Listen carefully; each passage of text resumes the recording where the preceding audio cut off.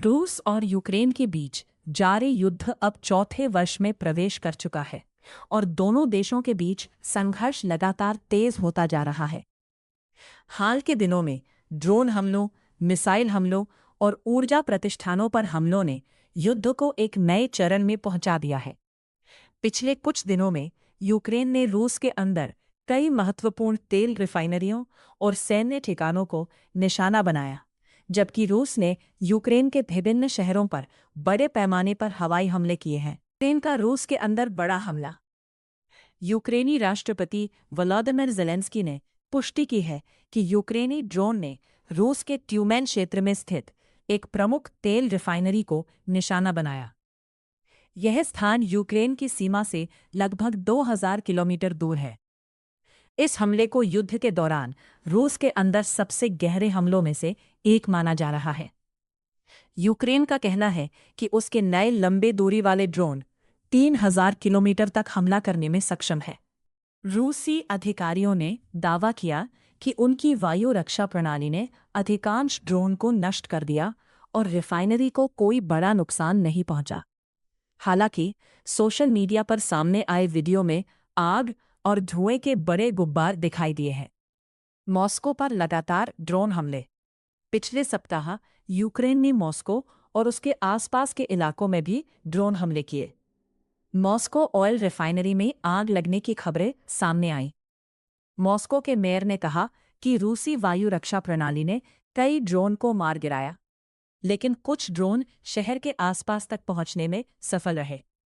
विशेषज्ञों का मानना है कि यूक्रेन का उद्देश्य रूस के ऊर्जा ढांचे को नुकसान पहुंचाकर उसके युद्ध प्रयासों को कमजोर करना है।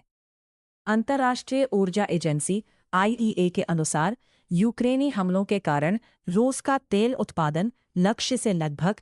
रूस की जवाबी कार्रवाई। रूस ने यूक्रेन के कई शहरों पर मिसाइल और ग्लाइड बम हमले किए हैं। ज़ापोरिज्जिया क्षेत्र में हुए हमलों में कई लोगों की मौत हुई और कई घायल हुए। खार्किव, खेरसोन और सुमी क्षेत्रों में भी रूसी हमले जारी हैं।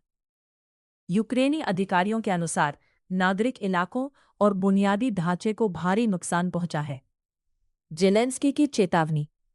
राष्ट्रपति ज़ेलेंस्की ने कहा है कि रूस आने वाले दिनों में बड़े पैमाने पर हमले की तैयारी कर रहा है। उन्होंने नागरिकों से सतर्क रहने और हवाई हमले की सायरन को गंभीरता से लेने की अपील की है। यूक्रेनी सेना का कहना है कि रूस की ओर से लगातार बढ़ते हमलों के बावजूद वह जवाबी कार्रवाई जारी रखेगी। ड्रोन युद्ध का नया दौर। रूस यूक्रेन युद्ध में ड्रोन अब सबसे महत्वपूर्ण हथियारों में से एक बन चुके हैं। यूक्रेन न केवल हवाई ड्रोन बल्कि बिना चालक वाले जमीनी रोबोटों का भी बड़े पैमाने पर उपयोग कर रहा है।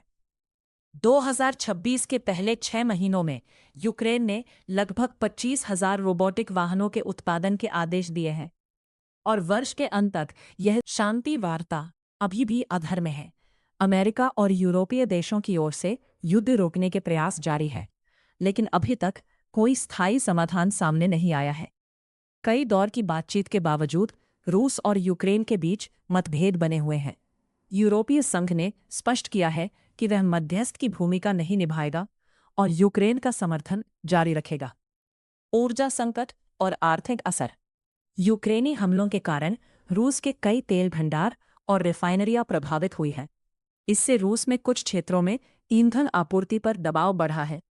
विशेषज्ञों का मानना है कि यदि हमले इसी तरह जारी रहे तो रूस की अर्थव्यवस्था और तेल निर्यात पर गंभीर प्रभाव पड़ सकता है। अंतर्राष्ट्रीय चिंता।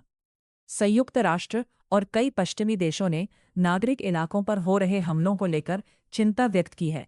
दुनिया भर के देशों की निगाहें इस संघर्ष पर टिकी हुई हैं, क्योंकि इससे वैश्विक ऊर्जा बाजार, खाद्यान्न आपूर्ति और अंतर्राष्ट्रीय सुरक्षा पर असर पड़ रहा है। युद्ध के विस्तार। रूस यूक्रेन युद्ध एक नए और अधिक तकनीकी चरण में पहुंच चुका है। यूक्रेन रूस के भीतर गहरे हमले करने में सक्षम हो रहा है, जबकि रूस लगातार बड़े पैमाने पर हवाई हमले कर रहा है।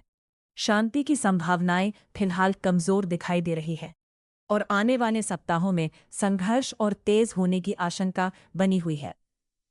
ऐसी ही ताज़ा खबरों, बड़ी अपडेट्स और महत्वपूर्ण जानकारियों के लिए हमारे चैनल से जुड़े रहें।